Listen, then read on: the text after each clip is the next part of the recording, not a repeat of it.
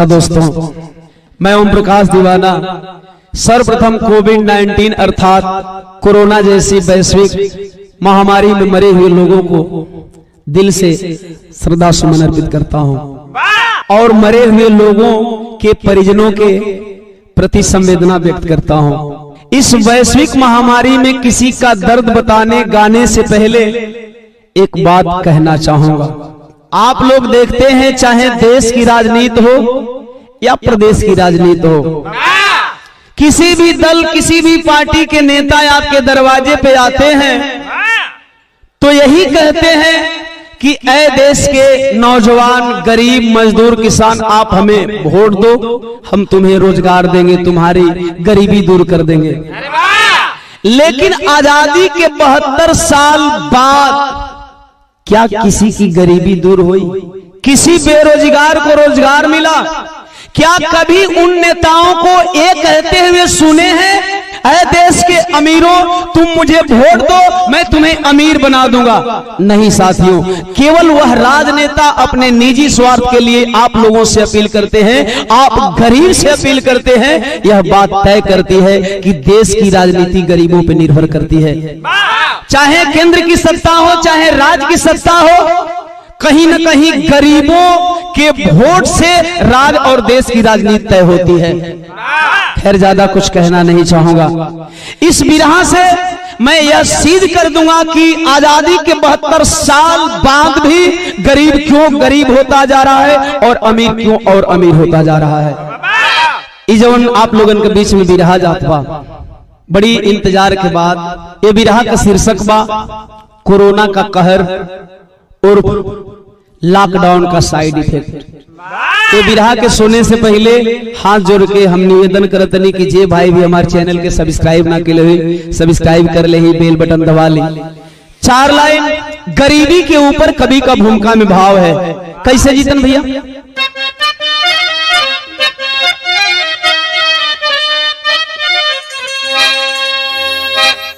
ए बाबू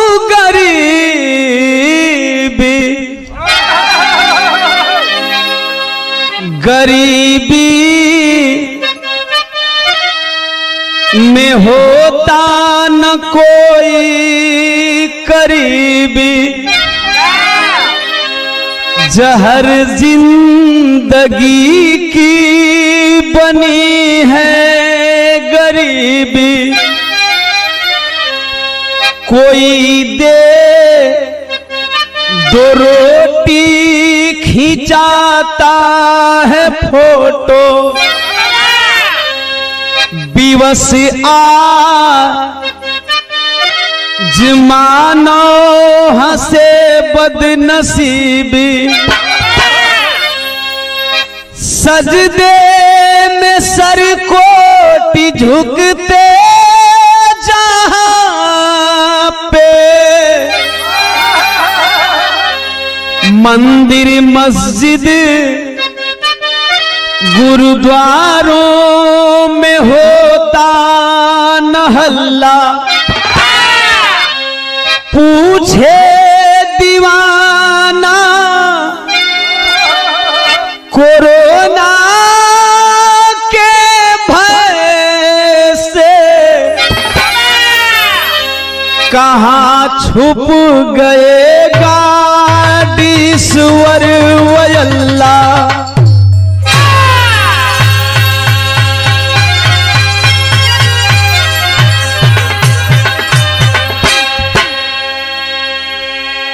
दोस्तों, मैं न आस्तिक हूं न नास्तिक हूं, वास्तविक हूं और शायद बात समझ में आ जाए तो आप लोग भी वास्तविक बनने की कोशिश करिएगा।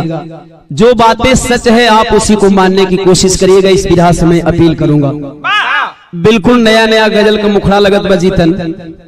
कौनो आशिक अपना मासुका से बेइंतहा प्यार करत बा। कुछ दिन से होकर मासुका का थोड़ा रहन चाल बदलल नजर आवत बा। अपनी मासुका को समझाता है। कैसे समझोले बजीतन भैया? अजी छोड़ दो साथ गैरों का, छोड़ दो साथ गैरों का, किसी दिन छोड़ जाएंगे।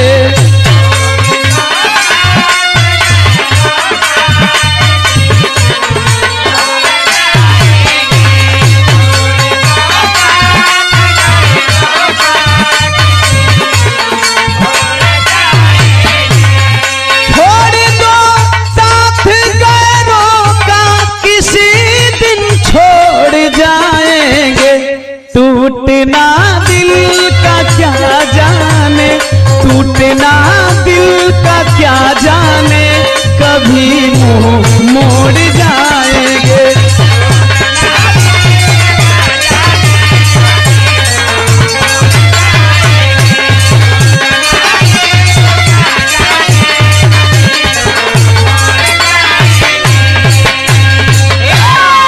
मगर ए बाबू ऐसे भी प्यारा बिरहा में भाव कवि जी लिखलन कैसे जीतन। यारों धर्म की आग में जल कर, धर्म की आग में जल कर मानवता आज रोती है।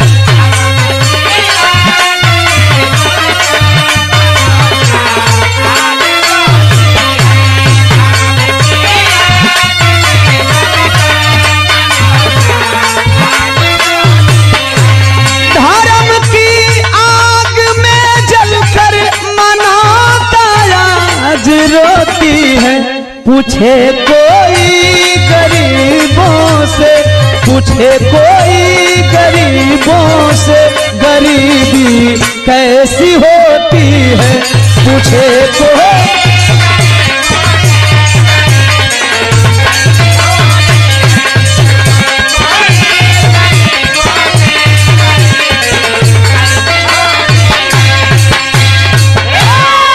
यही जैसे बिरहा का कहानी चालू हो गई कैसे जीतन।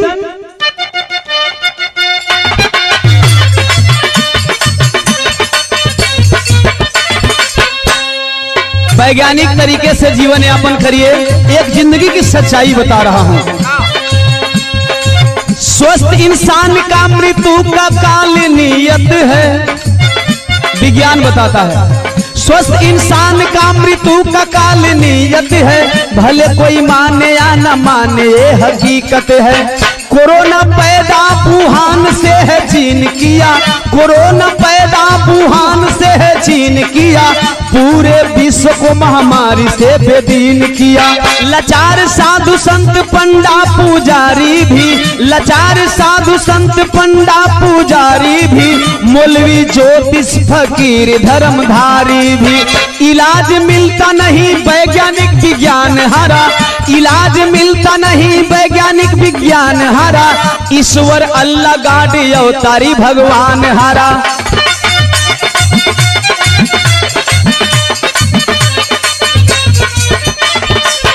इसी महामारी का दर्द एक बताता हूँ, कहानी कानपुर शहर का सुनाता हूँ। राजा पाल राजू पाल दो सगे भाई, दुनिया छोड़कर चले गए बाबू माई। राजा पाल की लुगाई प्यारी सोना है, प्यार की बाग में खिला सुमन सलोना है। 20 अप्रैल सेहरा राजू सर सजाना था, 20 अप्रैल सेहरा राजू सर सजाना था, गरीबी लाचारी में पैसा भी जुटाना था। जो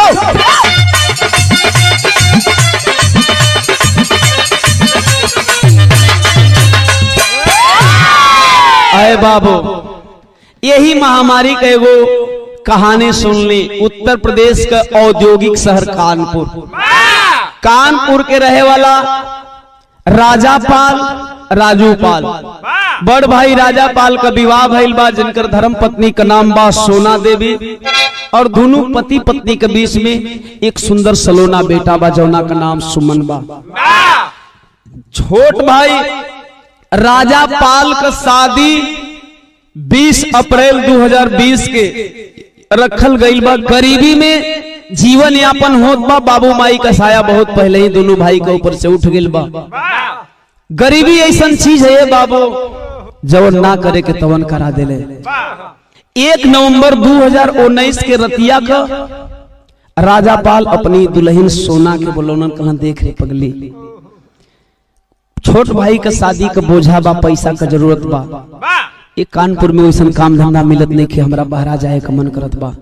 जब इतनी बतिया वो गरीब का दुल्हन सोना सुनल सकलस जाए के जाए, लेकिन तनिका एगो हमार बात सुन ली, अगर बाई देवे समझ में आ जाता बहुत बढ़िया हुई। अपना पति से उका कहले बा, एक लाइन भोजपुरी तरह लगत बा, हमारे मित्र भाई प्रमोद की गीत है, बहुत पसंदीदा हमार तरज है। कोनो प्रेमिका अपना प्रेमी के दिल पर चोट के ऊपर चोट देती है, कैसे?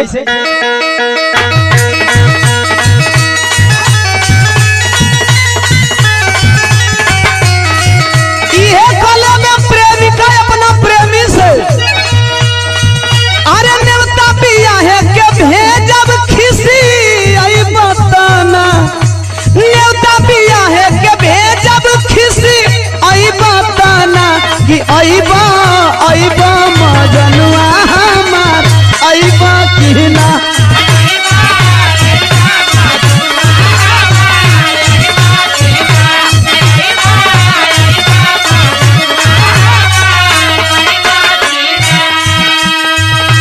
दुल्हनिया सोना अपना पतिदेव राजापाल से कहे, अरे दोनों भाई कमाई यही जे लुटी लहारा, दोनों भाई कमाई यही जे लुटी लहारा, सुनी सुनी सजनवा जानी जाई बहारा, सुनी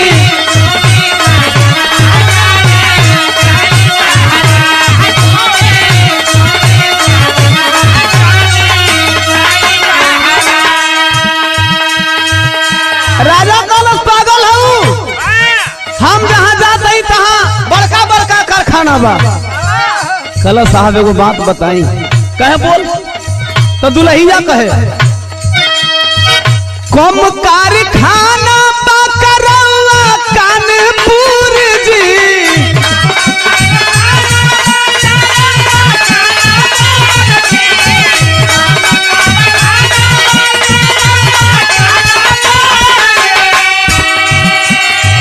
छोड़ परिवार काहे जात बानी दूर जी,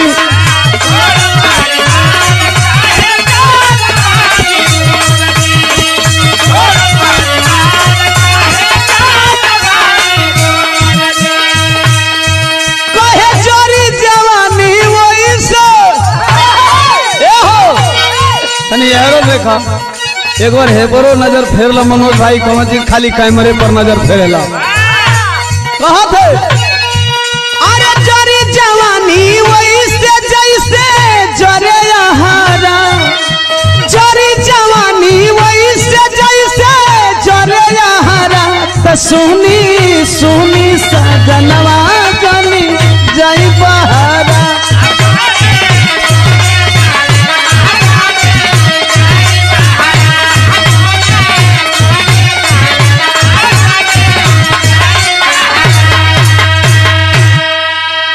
नहीं माने दोनों भाई, सुबह निकल पड़े दोनों भाई, गुजरात की राजधानी अहमदाबाद पहुंचे। वही अहमदाबाद जहां 24 फरवरी को नमस्ते ट्रंप का कार्यक्रम हुआ था, जबकि 30 जनवरी को भारत में एक कोरोना मरीज पाया गया था। लाखों लोगों की भीड़ जुटाई गई। उसी गुजरात की राजधानी अहमदाबाद में पहुंच गए दोनों भाई। देखें धीरे धीरे समय बीतता गया 2020 आई। 19 मार्च 2020 को रात 8 बजे माननीय मोदी जी के द्वारा देश को टीवी के माध्यम से संबोधित किया गया और 22 मार्च 2020 दिन रविवार को जनता कर्फ्यू का ऐलान हुआ। सुबह 7 बजे से रात 9 बजे तक। इतना ही नहीं, लोगों को बताया गया कि आप घर के बाहर निकल करके, बालकनी में निकल करके, छत पे निकल करके ताली थाली बजाइएगा। आखिर हुआ क्या? गीत बदल गए मास्टर साहब, हमारे कैसेट के गीत लगत बा।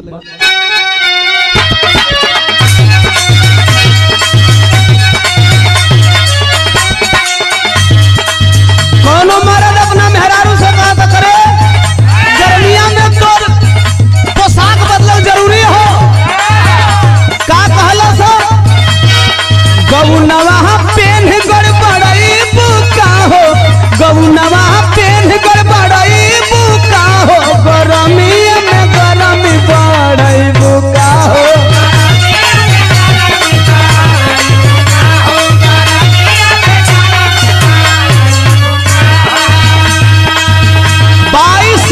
की बात बताने जा रहा हूं, गौर करेंगे। बुद्धिजीवी समाज भी रहा को सुन रहा है। आशा करता हूं ये बात आप लोगों को पसंद आएगी। 22 के शाम के बाजे थाली, 22 के शाम के बाजे थाली, बजावे लोग मूर्ख जैसन कहानी, बजावे लोग।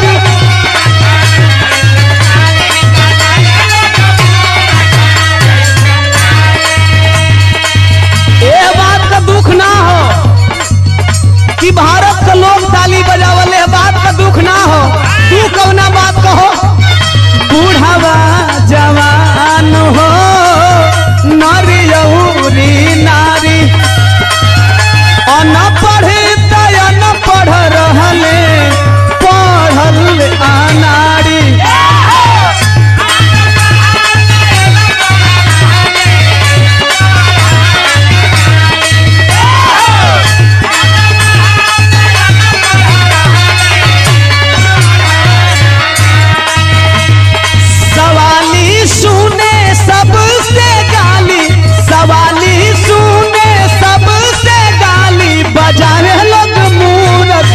जैसन कहानी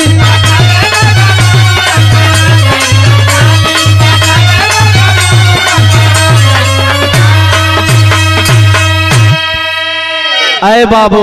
23 अप्रैल को एमपी अर्थात मध्य प्रदेश में बीजेपी की सरकार बनी और तुरंत 24 अप्रैल को माननीय प्रधानमंत्री नरेंद्र मोदी जी ने आकर के टीवी पे पुनः एक कह करके निकल गए कि 21 दिन के लिए लॉकडाउन, संपूर्ण लॉकडाउन किया जा रहा है देश में।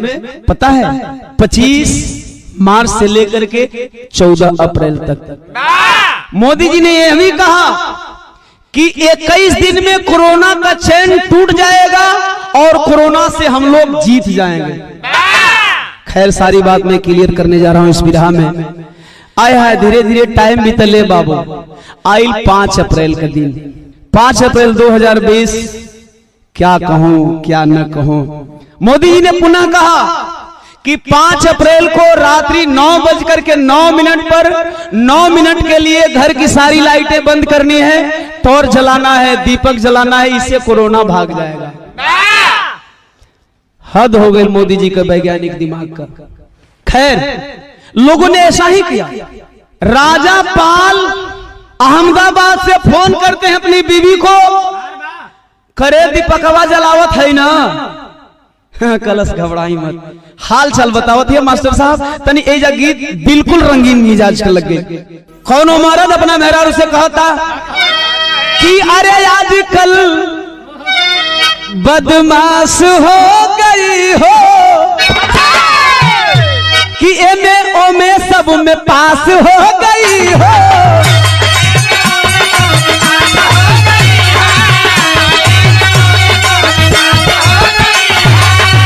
आजकल बदमाश हो गई हो, ये में ओमे सब में पास हो गई हो। मौगी कहती है छोड़ी ना, आज आइए न चुम्मा लीजिए मेरे मारद महोदय, लभ का उद्घाटन कीजिए।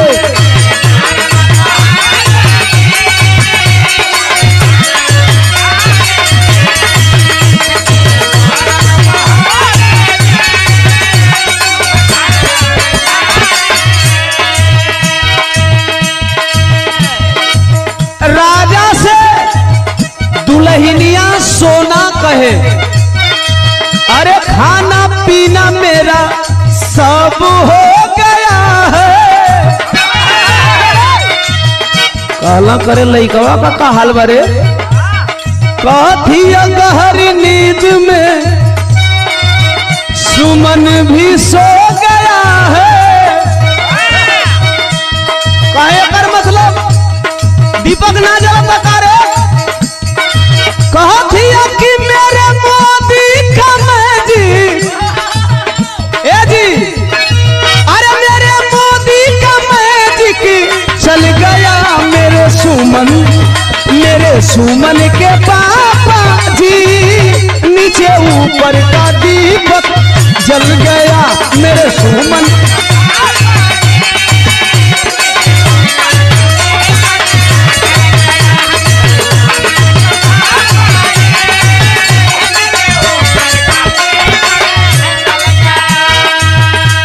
कहना यार अहमदाबाद का रौनक बड़ी बढ़िया अपने कानपुर का रौनक न देख पाई दुल्हिया कलश हम फोनवे पर दिखा देते कहत हिया अरे भले लगा लॉकडाउन जगमग करे पूरा टाउन ए जी सबे मगन मन छोड़े पटाखा धुआं से व्योम हुआ प्राउन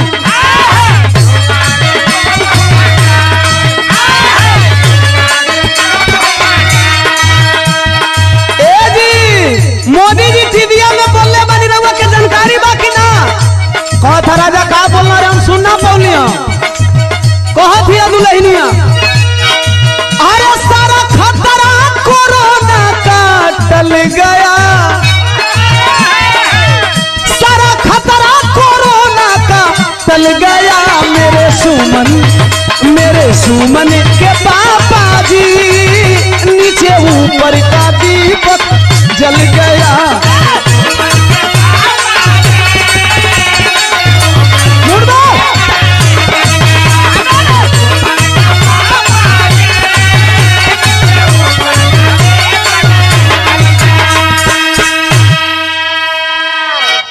निचवा जौन मासूम सुमन सोवल हो निचवा का भयल घरवा कंदरवा छत पर से दृश्य दिखावत है मोबाइल पर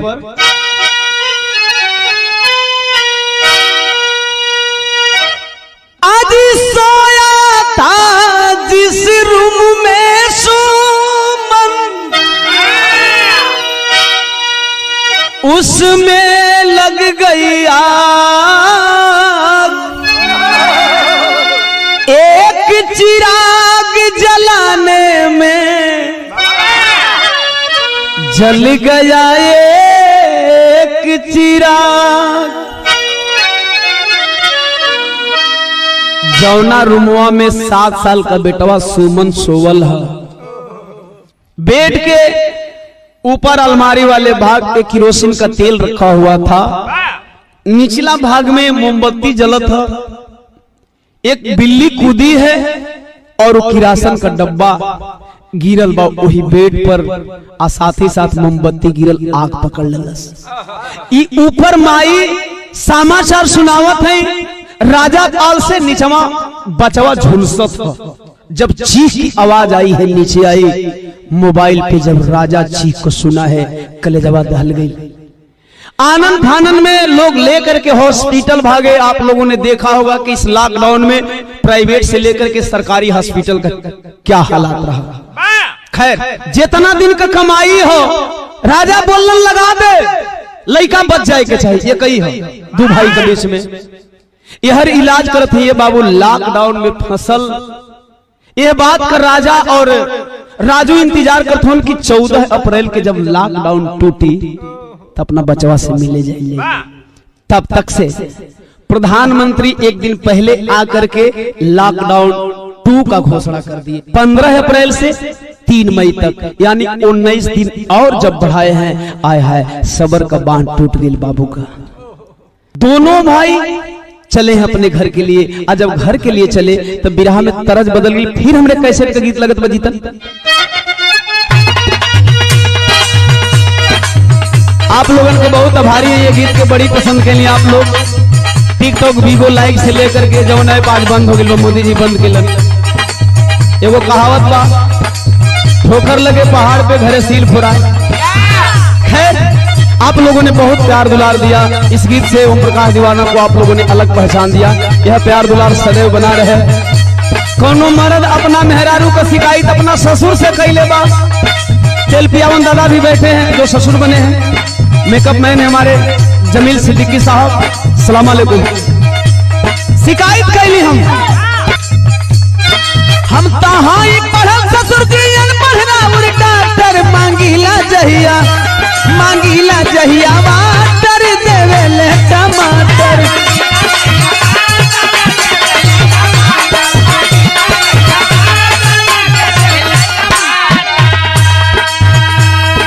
मगर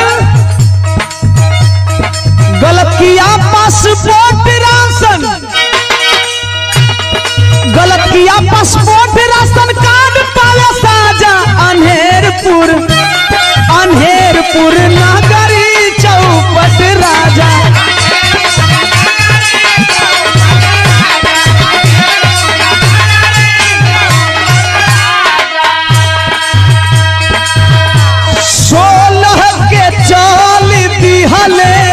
गाँव में दोनों भाई बाबू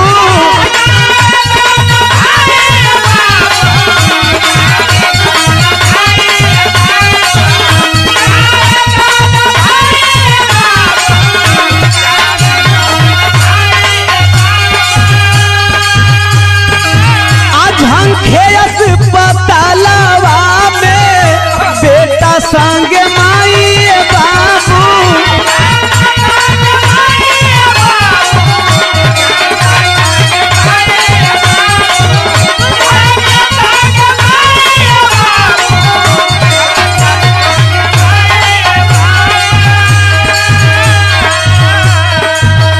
अरे मुट्ठी भर लोग लॉकडाउन में ए बाबू बैठ के मारे माजा। अनहेरपुर नगरी चौपट राजा। ऐ बाबू, जब दोनों भाइयों को पता चल गया कि लॉकडाउन बढ़ा है, 16 अप्रैल को दोनों भाई घर के लिए निकले। किसी तरह भागते पराते, कभी पैदल चले, कभी कुछ दूर गाड़ी पकड़ करके चले। 20 अप्रैल को मध्य प्रदेश का मशहूर शहर इंदौर पहुंचे।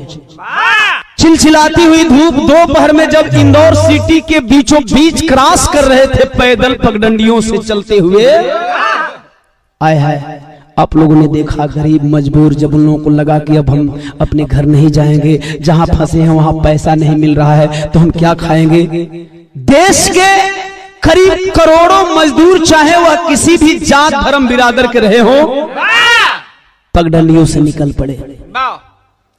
आप लोगों ने टीवी के द्वारा देखा, पेपर के द्वारा पढ़ा, सोशल मीडिया के द्वारा देखा कि उन मजदूरों के ऊपर, चाहे वह किसी भी प्रदेश के प्रशासनिक व्यवस्था के लोग रहे हों, कितनी बेरहमी से लाठियां बरसा रहे थे, जैसे लगा कि कोई गुनाह करके आ रहे हों। फंस गए इंदौर के बीच में, रोक लिया पुलिस वाले, पकड़ करके दोनों मजबूर भाइयों के ऊपर लाठी डंडा बरसाना चालू कर दिए। बड़का भैया हुए लगल, कला साहब महारत हुआ साहब, एगो बात ना सुनबा, एगो बात सुनला साहब, एक बात तो हर जितना मन करी उतना मार लिया। का कहे मास्टर, भाव बदल गई।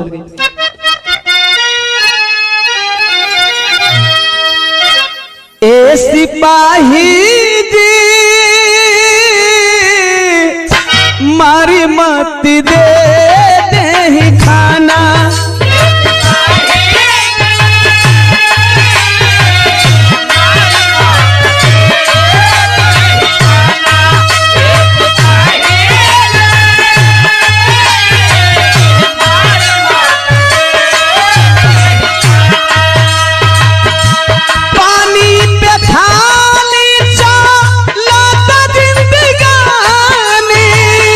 मिले नहीं आ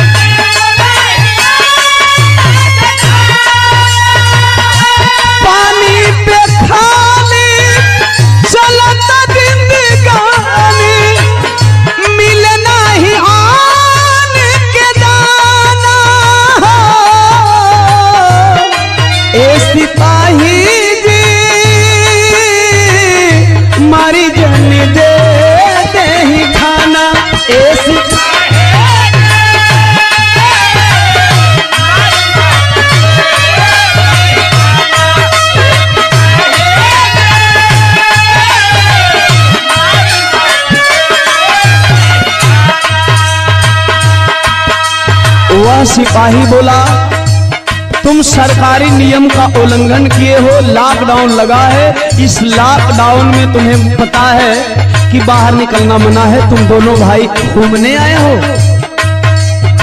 कलश ना ये साहब तो हमारे अंदरूनी मजबूरी के नहीं खन जान साहब। कहे क्या तुम्हारी अंदरूनी मजबूरी है?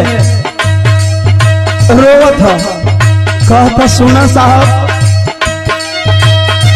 जीवन मरण के पीछे अटकल मोर जिगर के टुकड़ा, समय से ना पहुँचब घरवा देखे न पाई मुखड़ा, अस्पताल में बानल पगाली साहब मार जनाना है।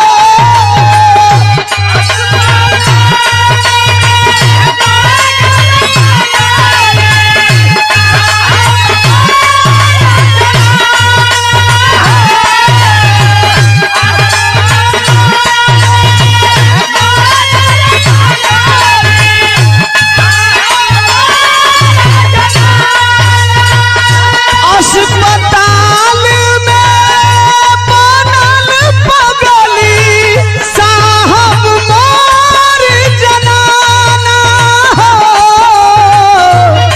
ए सिपाही जी मारी मत दे दे खाना, ए सिपाही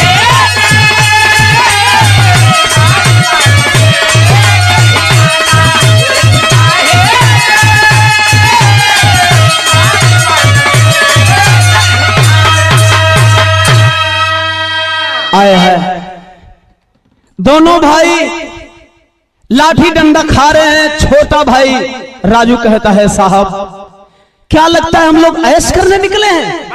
क्या आपको हम दोनों भाइयों की मजबूरी नहीं दिख रही है? साहब मेरा आधार कार्ड ले लीजिए, हमारी वोटर आईडी ले लीजिए और देख लीजिए कि हम लोग कहां के रहने वाले हैं। हम मजबूर हैं साहब। आप लोगों ने देखा साथियों, हालांकि मैं सभी सिपाही और सभी पदाधिकारियों को दोषी नहीं कहूंगा, कुछ सिपाही और कुछ पदाधिकारी हम दर्द बनते हुए नजर आए, लेकिन वो कमीने कुछ नहीं सुने। कैलन का तनिका भाव बदल गए जीतन बाबू।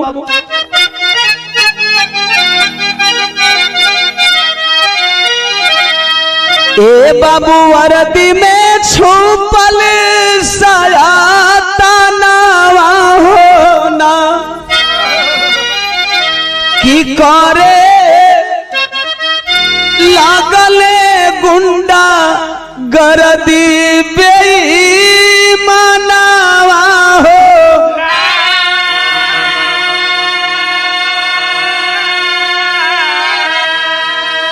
कि मारी कई ले याद मारा कमीनावा होना कि सस्ता पानी से गरीब के बाखुनावा हो।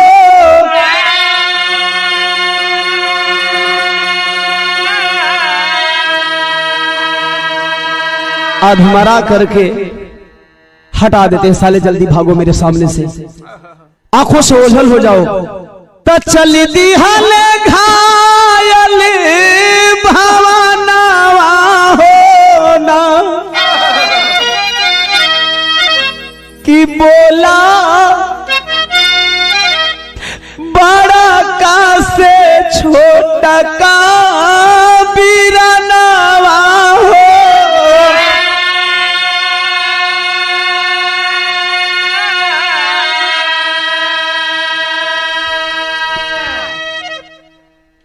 इंदौर से कुछ दूर आए, झाड़ी झुरकुट वाले इलाके में प्यास लगी है। छोटा भाई बोला, भैया हमारी तबीयत बिगड़ रही है। एक पेड़ की छांव में बैठ गया। जो वही पेड़वा का छांव में दोनों भाई बैठलन। छोटा भाई राजू को मुंहवा से खून आवे लगल। इतना मार मर ले हुए जब तबीयत बिगड़ने लगी, राजू कहता है भैया मुझे छोड़ करके आप चले जाइए, सुमन की तबीयत खराब है, अब मैं बच नहीं पाऊंगा, अंदर से मुझे अजीब सा महसूस हो रहा है। बड़ा भाई कहता है नहीं रे भाई, मैं तुम्हें छोड़कर कैसे जा सकता हूँ। नहीं भैया आप जाइए, अब मैं नहीं बचूंगा। इतनी बात कह रहा है, तब तक से मुंह से 2-4 बार खून फेंक दिया। बड़ा भाई घबरा रहा है, भाई मेरे मैं बचा लूंगा, अपनी पूरी जिंदगी नीलाम कर दूंगा लेकिन तुम्हें बचा लूंगा, मैंने अपने माता पिता को वचन दिया था, ऐसा मत कर भाई, है धोखा मत दे। कहा भैया हाथ जरूरत नहीं, तू चल जा, चल जा, अगर ना जी बता वादा कर, वैसे हम बहुत कम टाइम का मेहमान बने, हम बहुत ज्यादा टाइम तक अब जिंदा ना रह, वादा कर कि भाई अगर हमार प्राण निकल गए तो तुम्हें छोड़ के बचवा खातिर घरे चल जी बना। राजा बोला नहीं रे पगला, ऐसा तो क्यों बोल रहा है, तू मुझे छोड़कर नहीं जा सकता, इतना बतिया। अब राजा कहला न तबले का भैल भैया कि तवले ये तना कहत निकालल परनावा होना कि राजा गमछी के देवेले कफनवा होना।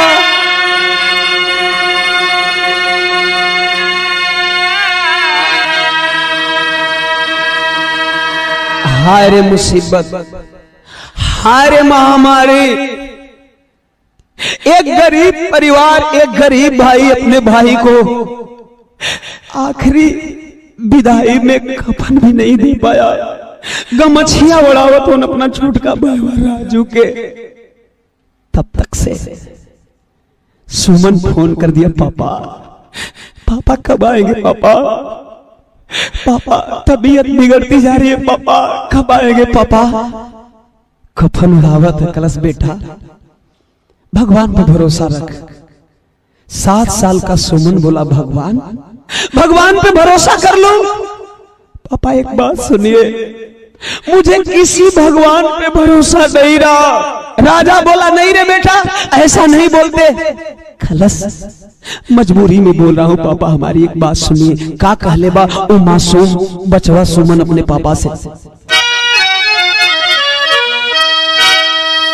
कि बंद ताला में भगवान, आप उस भगवान पे भरोसा करने की बात करते हो जो भगवान इंसान के आफत के समय में इंसान से पहले ताले में बंद हो गए। कैसे भरोसा कर लूं उस गार्ड पे, कैसे भरोसा कर लूं उस खुदा पे। पापा नहीं, मेरी बात सुनिए ना पापा। बंद ताला में भगवान ए पापा आ जाना, कुछ पल का हूं मेहमान ए पापा आ जाना।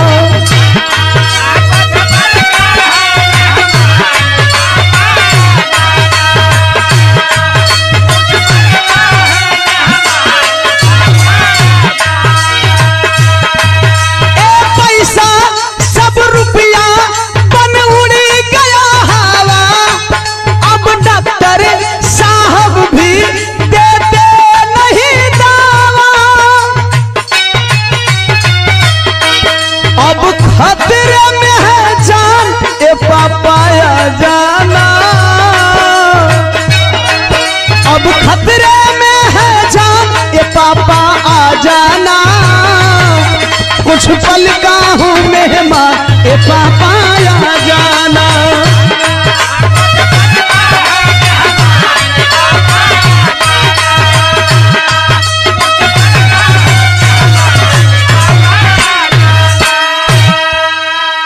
आए हाय हाय, बेटा बार बार बुला रहा था भाई को, वह राजा पाल कफन के बदले गमछा उड़ा रहा था। गमछवा उड़ा के कन्हैया पर रख के कुछ दूर हिलन लेके सोचत धन की 20 अप्रैल अगर लॉकडाउन न लगल हो तो काश आज अपने राजू का सेहरा सजा के राजू का ससुराल जेती, समधी बनती, समधी का पगड़ी हमरा सर पर बनाई तो लोग कहतन कि एगो बड़ भाई अपने छोट भाई के बियाह आइल बा। कुछ दूर आए लाचार, कितने समय तक अपने भाई को कंधे पर ढो सकते थे। जंगल झाड़ी देख करके उस जंगल झाड़ी में फेंक करके वह राजा पाल अपने घर को निकले। जब घर बदे निकलन तो दिलवा रोवत है और दिल में एगो सवाल है, कोसत मन मनवा में ये भारत के पाखंडवाद के ऊपर दिल में विचार कर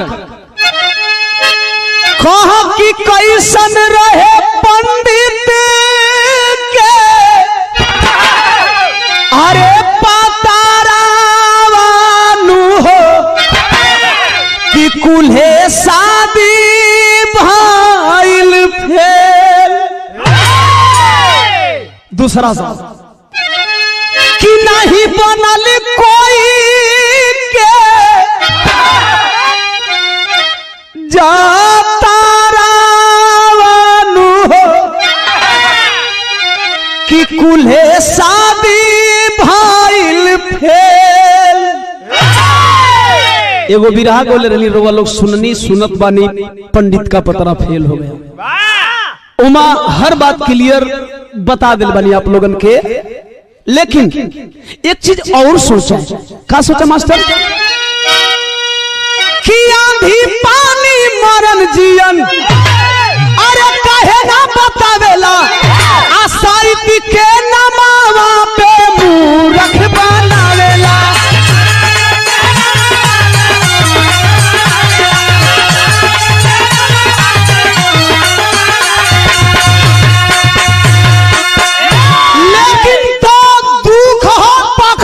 गुस्सा हो, एक सवाल और हो कि अरे काहे ना बतावे ना था करवानु हो कुल्हे शादी भाईल फेल।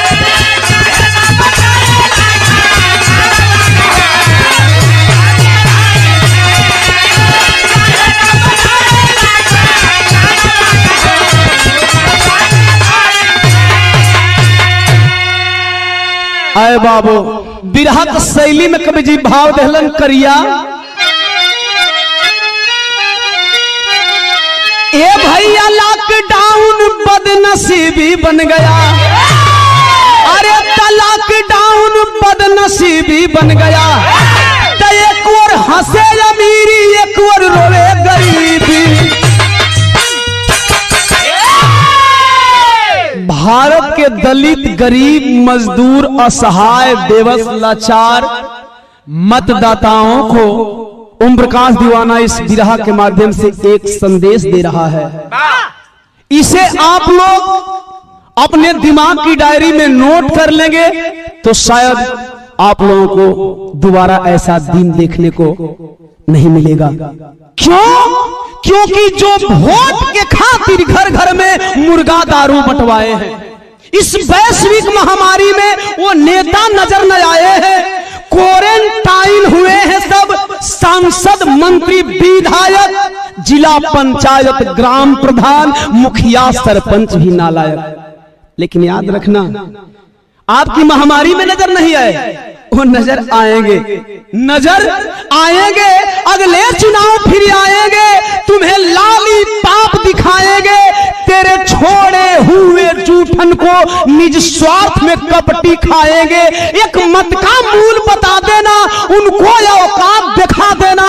कालिख लगा गधे पे बिठा जूतों का हार पहना देना। घर घर में उन्हें घुमा देना, जनतंत्र का पाठ बढ़ा देना। नंगे पग चलना, गांव गांव उन्हें नंगा नाच नचा देना। आप 200 किलोमीटर, 2500 किलोमीटर, 3000 किलोमीटर चले हो, लेकिन वो लोग एक गांव चलने में भूख जाएंगे, प्यास जाएंगे, मुझे मालूम है। तो जब भूख लगे तो ऐ यारो उन्हें बासी भात खिला देना। जब प्यास लगे तो ऐ यारो नाली का जल पिला देना।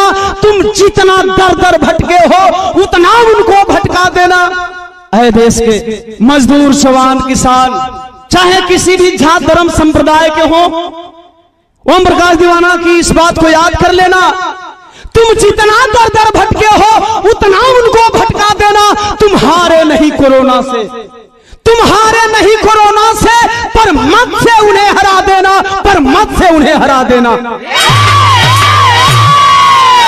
ऐ दोस्तों, कुछ हमारे अजीज बिरहा प्रेमी हैं, मुझे पता है कि वो मेरा बिरहा पसंद करते हैं, लेकिन फिर भी जिनकी आंखों में जात, धर्म, संप्रदाय, सामंतवाद, पूंजीवाद की पट्टी बंधी हुई है, जो अंधविश्वास और अंधभक्ति में विश्वास रखते हैं, वे लोग कहते हैं दीवाना तुम बिरहा बहुत अच्छा गाते हो लेकिन राजनीति करते हो।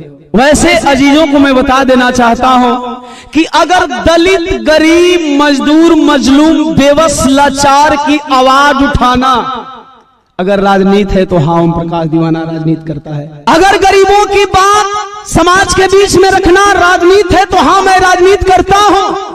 एक बात और वैसे लोगों के लिए कह देना चाहता हूं, अगर सच कहना बगावत है तो बागी नाम है मेरा। खैर बिरहा में बहुत सारी बातें हैं, अब बिरहा को थोड़ा अलग मोड़ पे लेकर के चलना चाहता हूं। जब राजा पाल घरवा पहुंचलन तो घरवा का हाल का हो, वो कानपुर का हालात कैसन है मास्टर, बिरहा का आखिरी तरज लग गई कि राजू के फेंकी के राजा घरवा जारत आइले पे, राजू के फेंकी के राजा घरवा जारत आइले पे,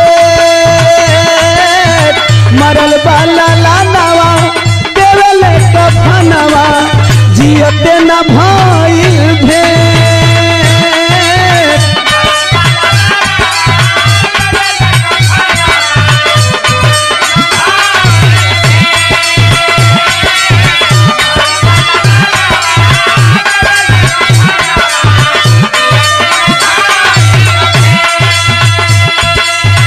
लाश प्यास झाराझर पर से राजा सोना निकले घर से,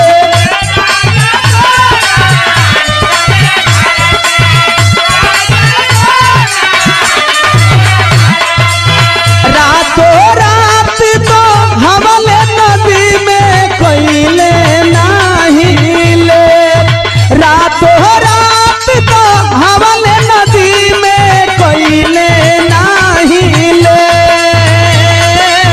मरल बाला लानवा देवले कफनवा जियते न भइल भे।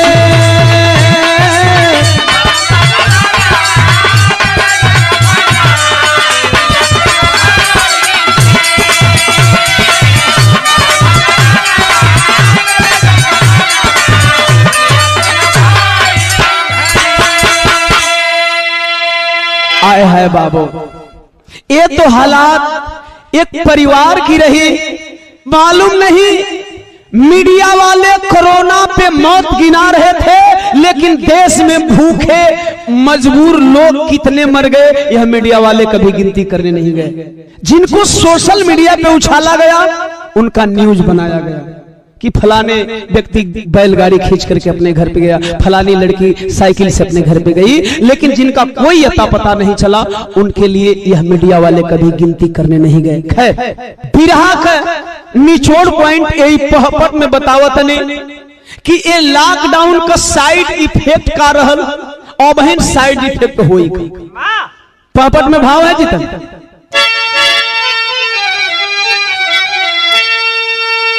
कि अरे बंद बा 4 चरण में गांव टाउनवा लॉकडाउनवा में, ए भैया बंद बा 4 चरण में गांव टाउनवा लॉकडाउनवा में, अलग अमीर गरीब के नियम कानूनवा लॉकडाउनवा में।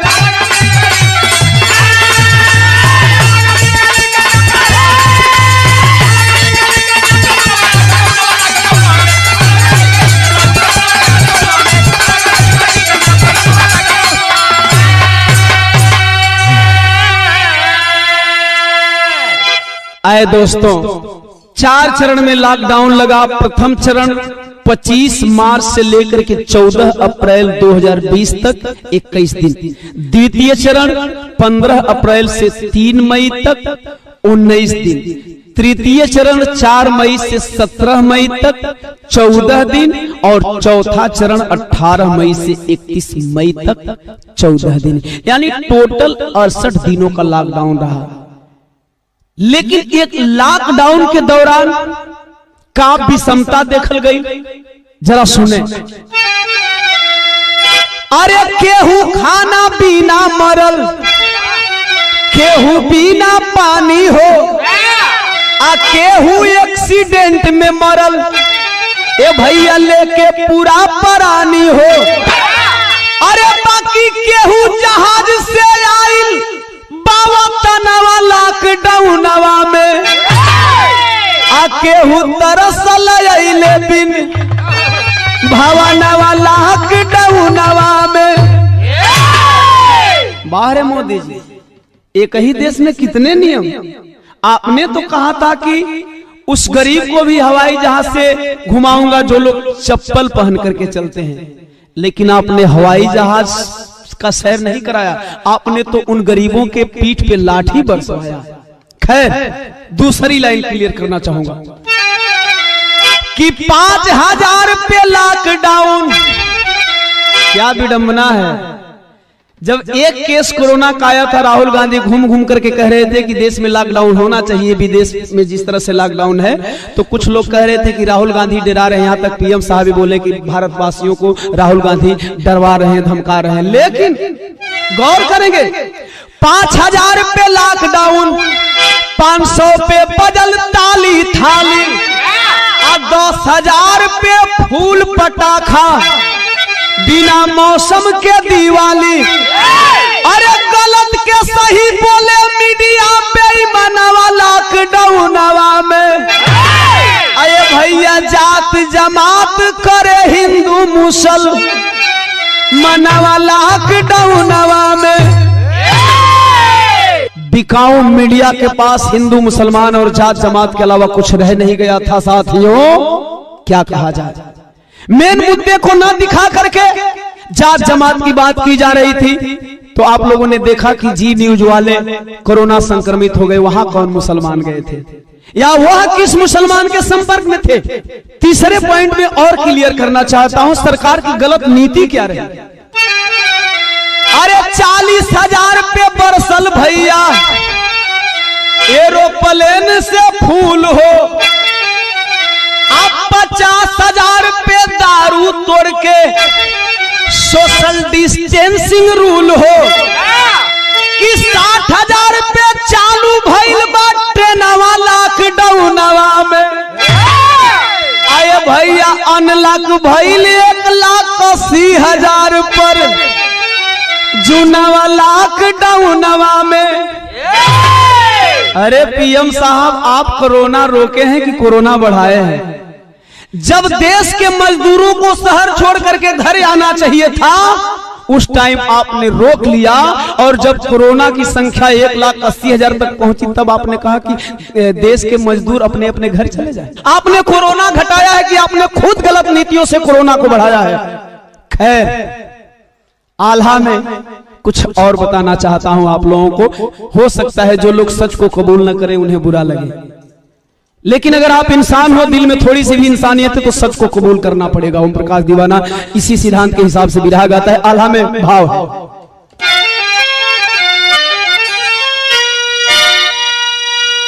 कि अरे जैसे 47 में अरे पैदल चलल लोगवा भैया, अरे वही से 72 साल बाद चले लोग।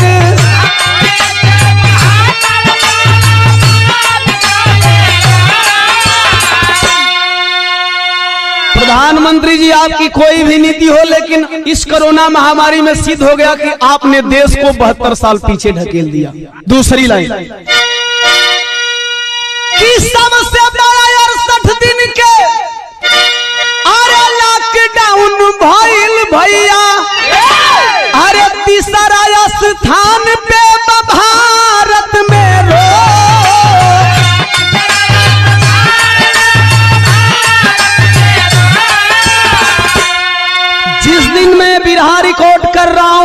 ताजा हालात, आज का न्यूज बता रहा है कि कोरोना मरीज 6 लाख पार कर गए। आपने तो कहा था कि 21 दिन में कोरोना खत्म कर देंगे। खैर, मैं उधर नहीं जाना चाहता। एक बात और, अरे 20 लाख करोड़ मुआवजा के ऐलान भइल, बाकी मिलल ना गरीबन के कैसन बा संजोग।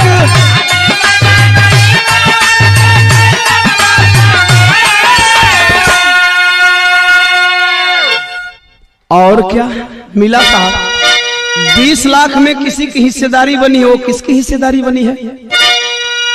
अरे 8 लाख करोड़ मिलल पंडा पुजारी लोग के, अरे जेकर 68 दिन खातिर बंद रहे भोग।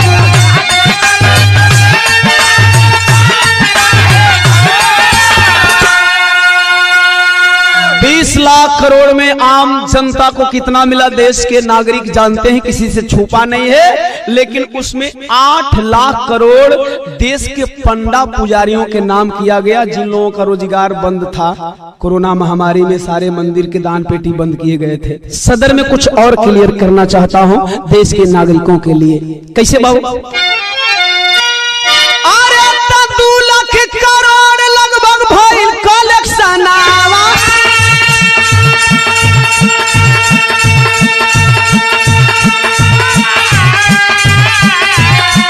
पीएम केयर फंड के हिसाब मांगे थे।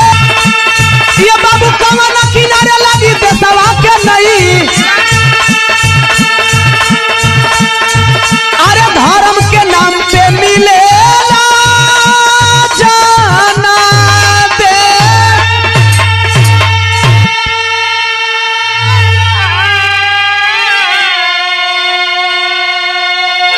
देश के किसान मजदूरों से, खासतौर से भारतवासियों से और देश के राजनेताओं से मेरा एक सवाल है कि भारत में कोरोना महामारी राजनीति है या घोटाला है?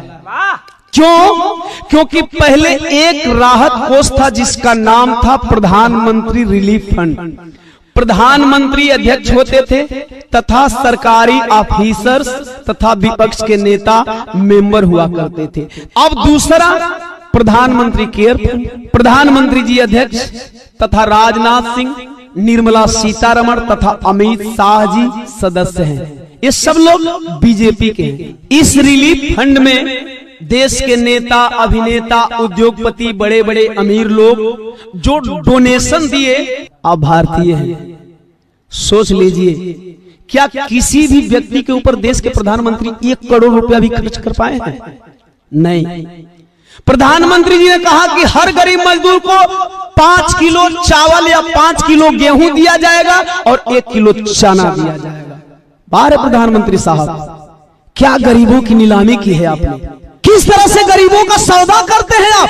कोई गरीब 5 किलो में कैसे दिन चला सकता है, कैसे 1 महीना गुजारा कर सकता है? उन गरीबों का आप रोजगार छीन लिए, उन गरीबों को आप बेसहारा बना दिए जिन्हें आपके 5 किलो अनाज की आवश्यकता नहीं थी। वह गरीब अपना खून पसीना बहा करके प्रतिदिन 500 रुपया से लेकर के 1000, महीने का 15,000 से लेकर के 20,000, 30,000, 35,000 तक कमाते थे। आज उन्हें आप 5 किलो राशन देकर खरीद रहे हैं, एहसान जता रहे हैं। नहीं चाहिए आपका 5 किलो राशन। एक सवाल है देश के सभी नागरिकों का आपसे, चूंकि आप देश के अगुआ हैं। क्या सवाल है? खड़ी में भाव। अरे तो कैसे रोग से कोरोना भइली माई मोदी जी? अरे तो लॉकडाउन के फायदा गिनाई मोदी जी।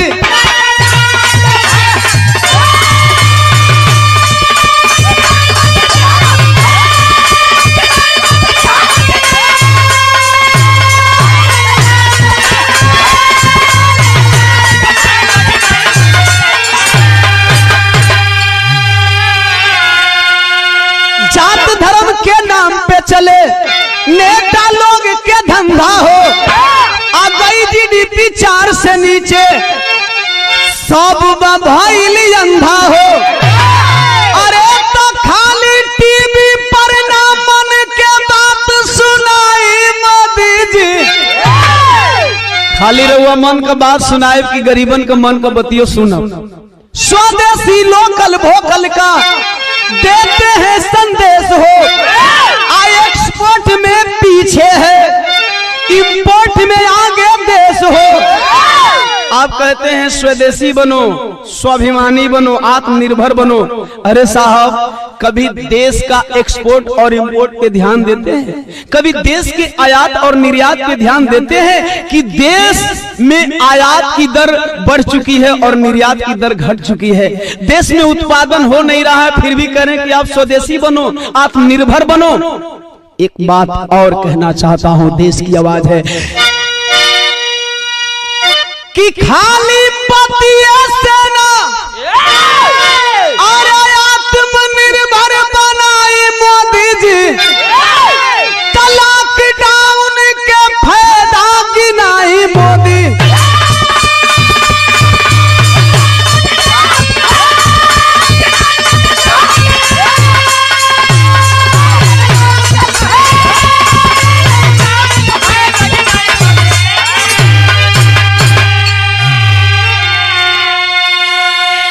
सवाल तो बहुत सारे हैं, लेकिन बिरहा एंड हुआ। आखिरी लाइन में कहना है, कहें गुरु सुरेंद्र अब खतरे में पड़ी आजादी, अंबेडकरवादी बहुजन अब जागो समाजवादी।